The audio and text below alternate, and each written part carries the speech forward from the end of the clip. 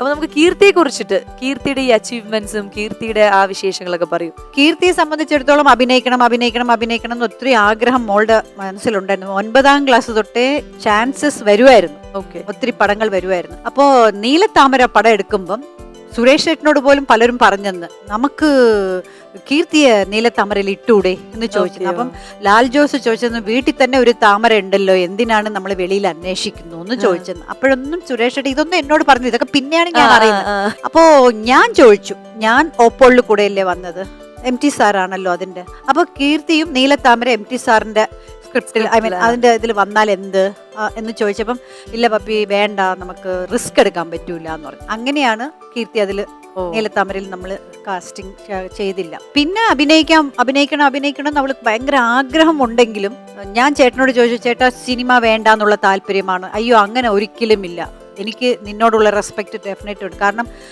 ഒരിക്കൽ ഞാനും സുരേഷ് ചേട്ടനും മക്കളും, അല്ല ഞാനും സുരേഷനും ഒരു കല്യാണത്തിന് പോയപ്പോൾ ഒരു അമ്മുമ്മ വന്നിട്ട്, മോനെ നിങ്ങൾ ഫാമിലി ഫോട്ടോ ഞാൻ ഒരു പത്രത്തിൽ കണ്ടു, നന്നായിരുന്നു, മക്കളെ അഭിനയിക്കാൻ മാത്രം വിടല്ലേ, അങ്ങനെയാണ് ആ അമ്മുമ്മ പറഞ്ഞത്.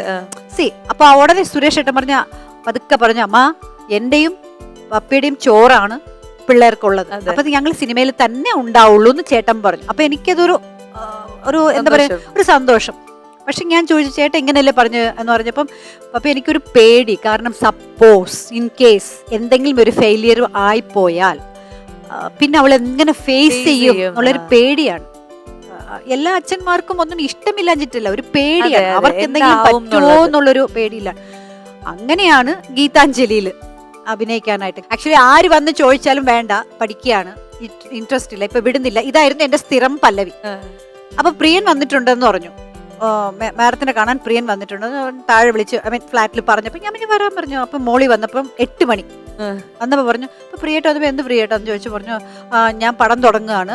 Very good, congrats. അതായത് പിന്നെ കീർത്തി ഷൂട്ടിങ്ങിന് അങ്ങ് വിട്ടേക്കണേ എന്ന് പറഞ്ഞു. കീർത്തിയെ ഷൂട്ടിങ്ങിന് വിട്ടേക്കണം ചേട്ടാ, എന്താന്ന് പറയാ, അവള് പഠിച്ചുകൊണ്ടിരിക്കുകയാണ്, 3rd ഇയർ ആണ്, സിനിമ എന്ന് പറയുന്നത് എന്നൊക്കെ, നീ ഒരു പല്ലവി എന്നോട് പാടണ്ട, ആ പല്ലവി എന്നോട് നീ പാടണ്ട, ഓക്കെ സി യു എന്ന് പറഞ്ഞു. അപ്പൊ ചേട്ടൻ കയറി വന്നിട്ട്, പ്രിയ നീ എപ്പോ വന്നു പറഞ്ഞു. ഞാൻ അവളോട് പറഞ്ഞു കേട്ടോ, ശരി ഓക്കെ എന്ന് പറഞ്ഞു. ഞാൻ ചേട്ടാ ഒരു മിനിറ്റ് ഇങ്ങനെ ആക്ഷനൊക്കെ കാണിക്കുന്നത്, കാരണം പ്രിയേട്ടൻ പറഞ്ഞ കാര്യം ഞാൻ ഇത് ചെയ്യാൻ, പിന്നെ കാണാം കേട്ടോ, ഞങ്ങൾ പോയിട്ട് ഞങ്ങൾ വേറെ താമസിക്കുന്നു പറഞ്ഞിട്ട് പോയി. രണ്ടുപേരും പോയി. രാത്രി വന്നപ്പോ ഞാൻ ചോദിച്ചു, ചേട്ടാ എന്താ ഇങ്ങനെയെന്ന് പറഞ്ഞു.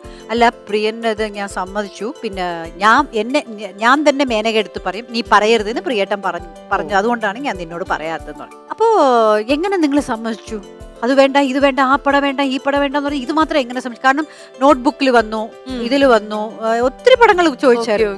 അപ്പൊ ഞാൻ പറഞ്ഞു, അതെങ്ങനെ സമ്മതിച്ചു എന്ന് ചോദിച്ചപ്പം, ഇവിടെ എല്ലാരും കൂടെ ഒന്നിച്ച് ഫ്രണ്ട്സ് എല്ലാരും ഇരിക്കുകയാണ്. എടാ നിന്റെ പടത്തിന് ഹീറോയിൻ ഒന്നും കിട്ടിയില്ലടാ, ഒരു പെണ്ണുണ്ട്, പക്ഷെ നല്ല കുട്ടിയാണ്, എനിക്ക് അവളെ കിട്ടിയാൽ കൊള്ളാമെന്നുണ്ട്, പക്ഷെ അവളുടെ തന്തപ്പടി വലിയ പ്രശ്നമാണ് എന്ന് പറഞ്ഞു. ആരാടാ എവിടെ നിന്നാന്ന് ചോദിച്ചപ്പോ, ഇത് തിരുവനന്തപുരത്ത് തന്നെയാണെന്ന് പറഞ്ഞു. തിരുവനന്തപുരത്ത് നിന്നാ, നീ എന്നോട് പറയടാ, ഞാൻ ശരിയാക്കി നീ ആരാന്ന് മാത്രം, ആ തന്ത ആരാണെന്ന് മാത്രം നീ പറഞ്ഞാൽ മതി, ഞാൻ ശരിയാക്കി തരാം, അത് നീ തന്നെയാണെന്ന്. അപ്പൊ ചേട്ടൻ ലോക്ക്ഡായി പോയി. അങ്ങനെ സുരേഷ് ചേട്ടൻ സമ്മതിച്ചു. അപ്പൊ ഞാൻ ചോദിച്ചു, ചേട്ടൻ ഉടനെ ഇവിടെ വിടണോ വേണ്ടയോ, ജോത്സ്യരോട് ചോദിക്കണം, മറ്റെന്നൊക്കെ ആലോചിക്കുമല്ലോ, ഇതെങ്ങനെ ഇപ്പൊ പറഞ്ഞ പപ്പി നമുക്കൊരു, അതായത് ഇപ്പൊ എത്രയോ പേര് ചോദിച്ചു, അത് വേറെ കാര്യം. പക്ഷെ പ്രിയൻ, ഞാൻ ആദ്യമായിട്ട് പ്രിയന് ഡയറക്ഷൻ കൊടുക്കുന്നത് ഞാനാണ്.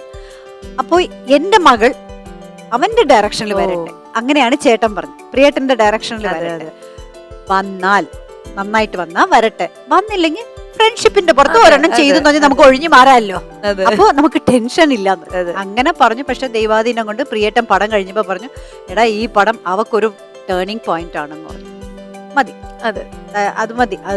അതുപോലെ തമിഴിലെ എൻട്രിയും പ്രിയേട്ടന്റെ അസിസ്റ്റന്റ് ആയിട്ടുള്ള AL വിജയുടെ പടത്തിൽ എന്തായാലും എന്താ നിങ്ങളുടെ ഫാമിലിയിലെ വിശേഷവും, അതുപോലെ ചേച്ചി ഒരു അമ്മ എന്ന രീതിയിലാണ് ഇന്നിപ്പോ നമ്മൾ കൂടുതൽ സംസാരിച്ച ഒരു അമ്മ എങ്ങനെ സംസാരിക്കണോ എന്നുള്ള രീതിയിലാണ്. അപ്പം അതെല്ലാം നമ്മുടെ പ്രേക്ഷകർക്ക് വേണ്ടി ആ വിശേഷങ്ങൾ ഷെയർ ചെയ്തതിൽ ഒരുപാട് സന്തോഷം.